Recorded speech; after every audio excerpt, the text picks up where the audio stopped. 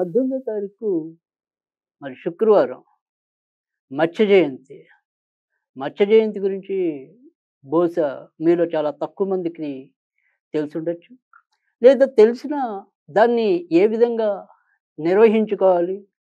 అసలు దీని వెనక ఉన్న పరమార్థం ఏంటి? మొదలైన విశేషాలైతే ఒకసారి తెలుసుకుందాం. దశావతారాల్లో మొదటి అవతారమే మరి విష్ణుమూర్తిది మత్స్యావతారం. వేదాలని మరి పరిరక్షించడం కోసం మత్స్యావతారుడై అవతరించాడు విష్ణుమూర్తి. దీనికి మనకి చాలామందికి తెలుసు. ఇళ్ళల్లో వాస్తు దోషాలున్నా, తర్వాత ఆర్థికంగా ఇబ్బందులున్నా, చాలామంది మత్స్యయంత్రం అని చెప్పి కూడా మన ఇళ్ళల్లో ప్రతిష్టాపన చేయటం అనేది జరుగుతూ ఉంటుంది. అయితే ఇక్కడ మరి ఏ రకంగా నిజంగానే ఆ మత్స్య యంత్రాల వల్ల అలాంటి ఉపయోగం ఉంటుందా? అసలు మత్స్య సాధన చేయటం వల్ల ఏ రకమైన ప్రయోజనం వనగూడుతుంది?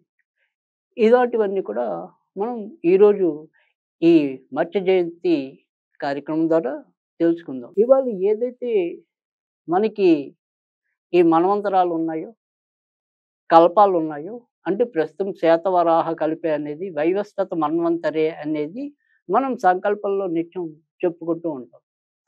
ఈ వైవస్వత మన్వంతుడు అనేవాడు నిజానికి సూర్యుడికి కుమారుడు.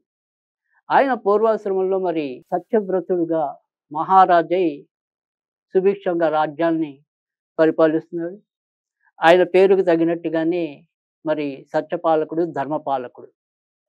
ఆయన మరి ఒకానొక సందర్భంలో కృతమాల నదిలో మరి సూర్యుడికి ఆర్ఘ్యం ఇస్తుండగా ఆయన చేతిలోకి ఒక చేప పిల్ల వచ్చి పడుతుంది.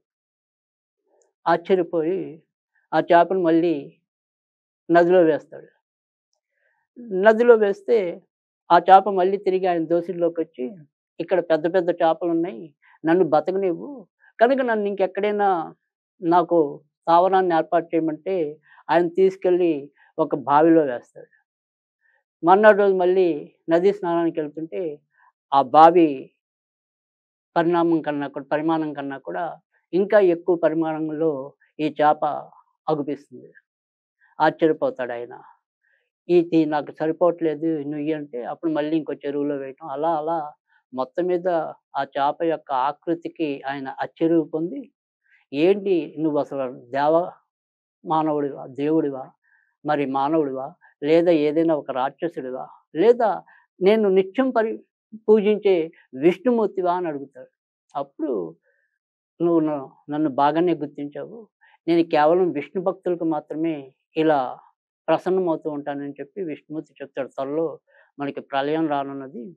కనుక నువ్వు అక్కడ దూరంగా కనిపిస్తున్న ఏదైతే నౌక ఉందో, ఆ నౌకలో మరి ఏవైతే జీవరాశుల యొక్క అవశేషాలుంటాయో అవన్నిటిని కూడా వాటన్నిటిని కూడా నువ్వు అక్కడికి చేర్చు. అలాగే కొన్ని నేను బీజాలు ఇస్తాను. ఆ బీజాలన్నిటిని కూడా ఆ నౌకలో భద్రపరచు. ఆ నౌక ఒక్కటే ప్రళయంలో మిగిలుంటుంది. మిగతా వాళ్ళందరూ కూడా ప్రళయంలో మరి మృతి చెందుతారు అని చెప్పి కూడా విష్ణుమూర్తి చెప్పటం. తర్వాత మరి అదే విధంగా ప్రళయం రావటం, అన్ని రకాల జీవులు కూడా మరి నశించిపోవటం. తిరిగి మళ్ళీ కొత్త ప్రకృతి ఏర్పడటం కోసం ఈ రకంగా ఈ సోమకాంతుడు మళ్ళీ సూర్యుడి యొక్క కుమారుడుగా జన్మించి, ఆయన వైవస్వత మన్వంతుడుగా విరాజిల్లటం అనేది కూడా జరిగింది. అదే సమయంలో సోమకాసురుడు అనే రాక్షసుడు ఈ వేదాలన్నిటిని కూడా తస్కరించటం. మరి విష్ణుమూర్తి ఆయన్ని సంహరించి వేదాలను ఉద్ధరించడం అనేది కూడా జరుగుతుంది.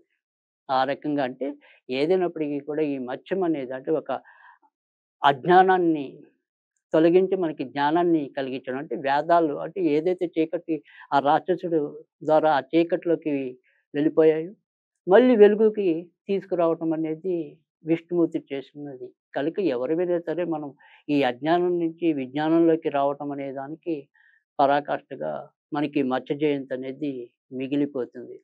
అయితే ఈ మత్స్య జయంతి అసలు ఈ చేపలు అనేది బొమ్మలు పెట్టుకునే వాళ్ళు కొంతమందుంటారు. అలాగే తాబేళ్ళు, చేప ఉంగరాలు, చేప లాకెట్లు ఇలాంటివి కూడా కొంతమంది ధరించడం అనేది కూడా మనం చూస్తూ ఉంటాం.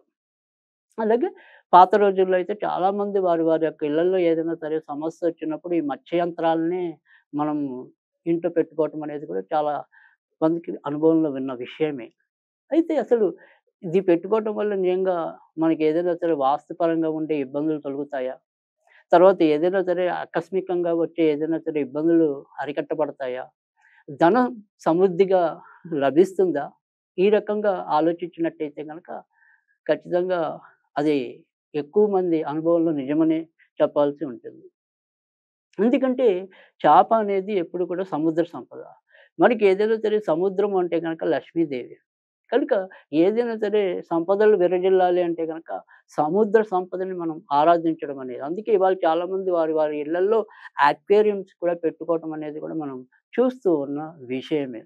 అయితే నిజానికైతే గనుక ఏదైతే మరి జాతకాల్లో మనకి జలతత్వ రాశులనేవి ముఖ్యంగా కర్కాటక రాశి, వృశ్చిక రాశి, మీన రాశి.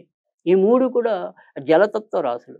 కనుక జలతత్వ రాశులకైతే గనక ఈ మత్స్య యంత్రం గాని, లేదా ఇలా మత్స్యం చేపతో సంబంధించినవి ఏవైనా సరే వస్తువులు ఇళ్లల్లో పెట్టుకోవటం గాని, వాళ్ళకి మరింత మేలు చేయటం అనేది కూడా ఉంటుంది. తర్వాత మరి చంద్రుడు ఎవరికైతే మరి మేలు చేసే విధంగా ఉంటాడో వాళ్ళకి కూడా అంటే ముఖ్యంగా మీనరాశి ఒకటి, మేష రాశి ఒకటి, తర్వాత మరి కర్కాటక రాశి, వృశ్చిక రాశి వీరికి ఎక్కువగా మేలు చేయటం అనేది కూడా ఉంటుంది. కనుక ఈ ఆయా రాశుల వాళ్ళకి కూడా ఇదేదైనా సరే ఈ చేపతో సంబంధించిన వస్తువులు ఇంట్లో పెట్టుకోవటం వల్ల కూడా చాలా ఇబ్బందులు అధిగమించడం అనేది కూడా జరుగుతుంది. అయితే ఎవరైనా సరే అంటే ఇందాక నేను చెప్పిన రాసుల వారే కాకుండా ఎవరైనా సరే వాళ్ళ ఇళ్లల్లో అంటే అక్వేరియం పెట్టుకోవాలి అనుకుంటే గనక పడమర వాయువ్యంలో గాని, ఉత్తరంలో గాని పెట్టుకున్నట్టయితే గనక మరింత లబ్ధి చేకూరటం అనేదైతే ఉంటుంది. కనుక ఏదైనప్పటికీ కూడా ఈరోజు ఏదైతే మరి ఈ మచ్చ జయంతి అనేది ఉంది కనుక ఎవరైనా సరే ఈ రోజు నుంచి మనం ఏదైనా సరే ఒక చేపకు సంబంధించిన బొమ్మ పెట్టుకోవాలన్నా, ఇలా మత్స్య యంత్రాలు పెట్టుకోవాలన్నా, లేదా మరి చేపకు సంబంధించిన ఉంగరం తొడుక్కోవాలన్నా, ఇలాంటివి ఏవైనా సరే ఈ శుక్రవారం నాడు తప్పకుండా మనం వాటికి సంబంధించినవన్నీ కూడా వినియోగించుకోవచ్చు. తర్వాత ఇదే రోజు ఎవరైనా సరే ఏదైనా సరే ఇంట్లో గల ఏదైనా సరే వాస్తు దోషం ఉంది అనిపించినా మనం మధ్యంతరం పెట్టుకోవటమే కాకుండా ప్రతిరోజు కూడా తూర్పు ఈశాన్యం దగ్గర నిలబడి అంటే అది దేవుడి దగ్గరే కానక్కర్లేదు. మీ యొక్క హాల్‌లో గాని, తర్వాత మీ యొక్క గదిలో గాని ఎక్కడైనా సరే ఈ నార్త్ ఈస్ట్ కార్నర్ అనేది ఏదైతే ఉంటుందో దాని దగ్గర నిలబడి ఇప్పుడు నేను చెప్పేది ఏదైతే ఉంటుందో దాన్ని 21 సార్లు పఠించడం వల్ల ఓం ఈశాన్యై సర్వాత్మనే నమః. ఓం ఈశాన్యై సర్వాత్మనే నమః. ఓం ఈశాన్యై సర్వాత్మనే నమః. ఈ రకంగా 21 సార్లు 40 రోజులు గనక మనం ఈశాన్యంలో నిలబడి ఈ రకంగా పఠించినట్టయితే మీ ఇంట్లో ఎలాంటి వాస్తు దోషాలు ఉన్నా కూడా తప్పకుండా తొలగిపోవటం అనేది ఉంటుంది.